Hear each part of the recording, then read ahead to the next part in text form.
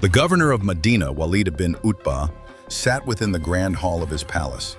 The harsh midday light filtered through tall windows, casting patterns on the woven carpets. An intense stillness hung in the air, as if a decision was about to be made. Walid was seated on the throne, but today, his face lacked the calm of a ruler. There was unease, conflict, etched across his features. Before him stood a courtier, respectful, eyes lowered. Ibn Zubair still hasn't appeared before the court. Go, take my message to him once more. Tell him he must come and pledge allegiance to Yazid ibn Muawiyah. Walid's command sounded routine, but within him, a storm was raging.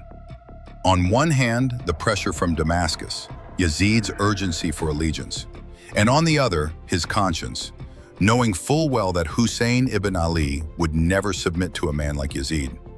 He wished Hussein would pledge allegiance, not out of loyalty to Yazid, but to avoid bloodshed in Medina. Damascus, Syria.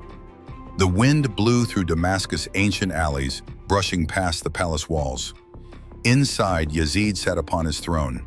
Marble walls around him, crimson carpets beneath silk curtains. But within him stirred a different kind of storm. By his side stood an old, sharp-eyed advisor, Sarjun ibn Mansur. The same Sarjun who once served Muawiyah, and now was Yazid's secret mind. O Commander, what do you believe? Will Hussein pledge allegiance to you? Whether he pledges or not, I care little for his allegiance. It's only a pretext. The truth is, I've already decided. Hussein's death has been sealed, by my will. Then, will you have him killed? Yes, gladly, and without hesitation.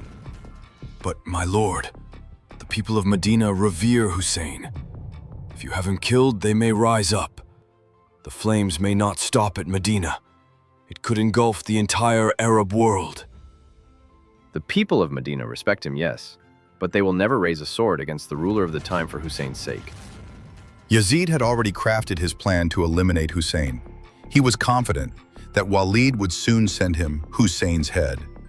But perhaps, fate had other intentions. A heavy silence blanketed Medina. The sun was setting, the sky tinged with orange, as though something great was about to unfold. Every alley, every door, every tree seemed to be holding its breath. Medina felt different that evening.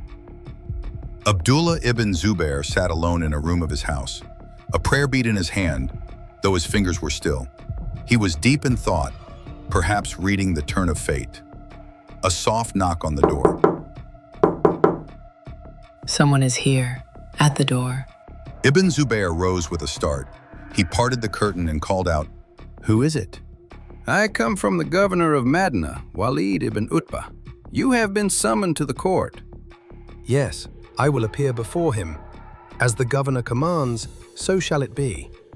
As the door shut and the footsteps faded, sweat had gathered on Ibn Zubair's forehead. A fire burned in his heart. Should he go to the court? Should he pledge allegiance to Yazid?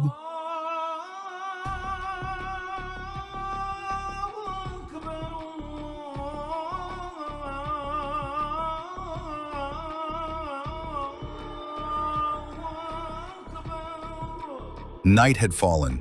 The call to prayer echoed faintly, and the streets of Medina had grown quiet. Imam Hussein was immersed in worship.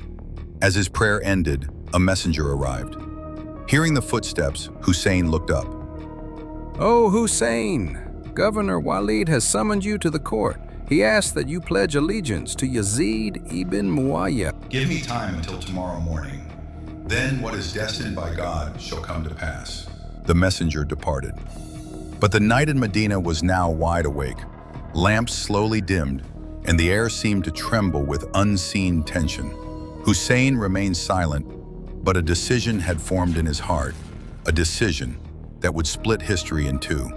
A dim oil lamp flickered in the room, revealing a circle of tense faces. Abdullah ibn Zubair, his brother Musab, Urwa ibn Zubair, and a few close companions. Urwa broke the silence. If we pledge allegiance to Yazid, all our dreams, our hopes, will be buried. Yazid is unfit for the caliphate. The caliphate is not a worldly estate. It is a sacred trust, and if anyone deserves it, it is our brother Abdullah. Tension swirled in the room. Emotions on one side, fear on the other. Outside darkness reigned. Inside, uncertainty grew. It is not time for allegiance yet. First, we must figure out how to escape Walid. If I do not go to court, he will have me arrested.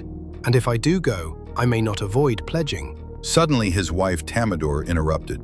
Let us leave tonight. Medina is no longer safe. We'll go to Makkah and think from there. Yes, this is the moment. We must leave tonight, or it will be too late. Ibn Zubair turned to the others, issuing instructions. Tamador, take the children and go with Musab. Use the main road so no suspicion is raised. I will go by a hidden path to Makkah. When Walid hears, he will surely send troops after me. In the silence, the sound of secret steps echoed. This was no escape. These were footsteps that would slice through time. Under the cover of night, they all set out. Meanwhile, Imam Hussein as-Salam had returned from the mosque.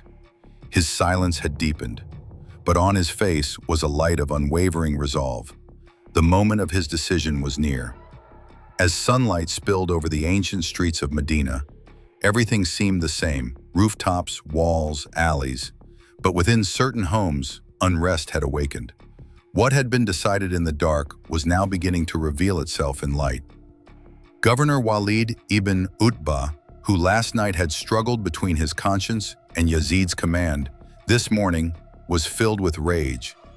Because Abdullah ibn Zubair had escaped, Walid sat upon his throne, face tense, eyes troubled, and his brow furrowed. A soldier stood before him, dust-covered, as if he had searched all night. So he's run away, surely toward Makkah. Summon more soldiers. This time we search outside Medina. Guard every road to Makkah, and arrest all relatives of Ibn Zubair. They are the roots of this rebellion. Horses galloped, soldiers' boots thundered on the ground, doors were pounded upon, and a suffocating tension spread across the city. 120 soldiers set out, some to scour the roads to Makkah, others to arrest Ibn Zubair's family. And amid all this, one task remained incomplete: summoning Imam Hussein to court. But Walid's focus was entirely on Ibn Zubair. Hussein's summons was once again postponed. Damascus, Syria. Elsewhere, in a quiet room in Damascus, a room with windows opening to a garden, sat an old man alone, surrounded by ancient books and white doves. He was a key figure in Yazid's intelligence network. Soleimani. Suddenly, the flutter of wings broke the silence. The old man stood, stepped outside, and untied a message from a dove's leg. The seal read, Medina. The signature, Walid ibn Utbah.